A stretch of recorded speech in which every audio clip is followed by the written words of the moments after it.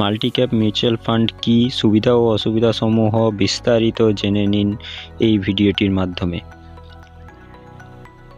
Mutual ফান্ডে বিভিন্ন প্রকারভেদ রয়েছে। এর মধ্যে অন্যতম জনপ্রিয় একটি প্রকার হলো মাল্টিক্যাপ মিউচুয়াল ফান্ড। বর্তমানে দিনের পর দিন শেয়ার বাজারে বিনিয়োগের মতোই মিউচুয়াল ফান্ডে বিনিয়োগকারীর সংখ্যাও বেড়েই চলেছে।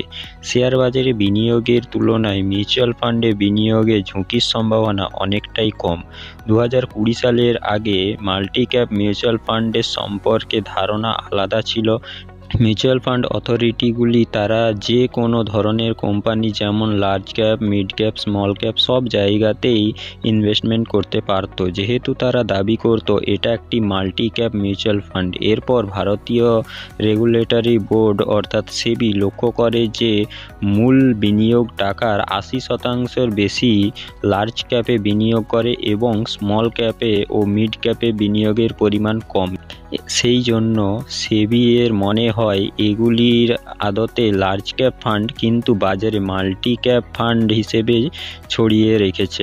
আজকে এই ভিডিওটিতে আমি বলতে চলেছি ভারতের রেগুলেটরি বোর্ড অর্থাৎ সেবি এর নতুন নিয়ম অনুসারে মাল্টি ক্যাপ মিউচুয়াল ফান্ড সম্পর্কে বিস্তারিত। এছাড়াও এই ফান্ডের সুবিধা এবং অসুবিধাও আলোচনা করা হয়েছে। মাল্টি ক্যাপ মিউচুয়াল ফান্ডে কি বিনিয়োগ করা উচিত এ নিয়েও বিস্তারিত আলোচনা করা হয়েছে। যেহেতু আজকের এই ভিডিওটি খুবই গুরুত্বপূর্ণ, তাই অবশ্যই মনোযোগ সহকারে দেখুন। তো জেনে নেওয়া যাক মাল্টিক্যাপ মিউচুয়াল ফান্ড কি। মাল্টিক্যাপ মিউচুয়াল ফান্ড হলো সেই ফান্ড যার সর্বনিম্ন 25% বিনিয়োগ লার্জ ক্যাপ কোম্পানিতে, সর্বনিম্ন 25% বিনিয়োগ মিড ক্যাপ কোম্পানিতে এবং সর্বনিম্ন 25% বিনিয়োগ স্মল ক্যাপ কোম্পানিতে থাকে। Large cap mutual fund market capitalisation অনুযায়ী 1 থেকে 100তম যে কোম্পানিগুলি রয়েছে সেগুলি হলো large cap company. Mid cap company যেগুলি মার্কেট ক্যাপিটালাইজেশন অনুযায়ী 101 থেকে 250তম কোম্পানিগুলির মধ্যে রয়েছে সেগুলি হলো মিড ক্যাপ কোম্পানি, এবং স্মল ক্যাপ কোম্পানি হচ্ছে যেগুলি মার্কেট ক্যাপিটালাইজেশন অনুযায়ী 251 এর পর থেকে যে কোম্পানিগুলি রয়েছে সেগুলি স্মল ক্যাপ কোম্পানি হিসেবে গণ্য করা হয়। মাল্টিক্যাপ মিউচুয়াল ফান্ডে বিনিয়োগের ক্ষেত্রে প্রত্যেক কোম্পানিতে সর্বনিম্ন 25% বিনিয়োগ করতে হবে, অর্থাৎ 75% বিনিয়োগ ফিক্সড এবং বাকি 25% বিনিয়োগ তারা তাদের ইচ্ছে মতো বিনিয়োগ করতে পারে। সুবিধা ও অসুবিধা সমূহ। সুবিধা, আপনি যদি লার্জ ক্যাপ, স্মল ক্যাপ এবং মিড ক্যাপ বিনিয়োগ করেন কিন্তু আপনি নিশ্চিত নয় যে আপনার যে অ্যাসেট ডিস্ট্রিবিউশন আছে সেটি ঠিক কিনা, সেক্ষেত্রে তারা যদি মাল্টি ক্যাপ মিউচুয়াল ফান্ডে বিনিয়োগ করেন তাহলে বিনিয়োগকৃত অর্থ বিভিন্ন সেক্টরে ছড়িয়ে যাবে।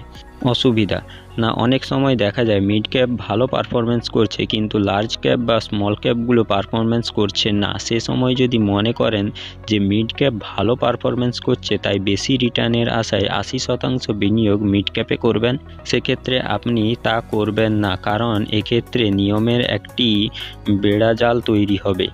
মাল্টি ক্যাপ ফান্ডে কি বিনিয়োগ করা উচিত? আপনি চাইলে অবশ্যই মাল্টি ক্যাপ মিউচুয়াল ফান্ডে বিনিয়োগ করতে পারবেন, কিন্তু এক্ষেত্রে অবশ্যই মনে রাখবেন যে একটি এভারেজ রিটার্নের বেশি রিটার্ন পাবেন না। আপনি চাইলেই আপনার মিউচুয়াল ফান্ডে বিনিয়োগের পোর্টফোলিও 10% মাল্টি ক্যাপ মিউচুয়াল ফান্ডে বিনিয়োগ করতে পারেন।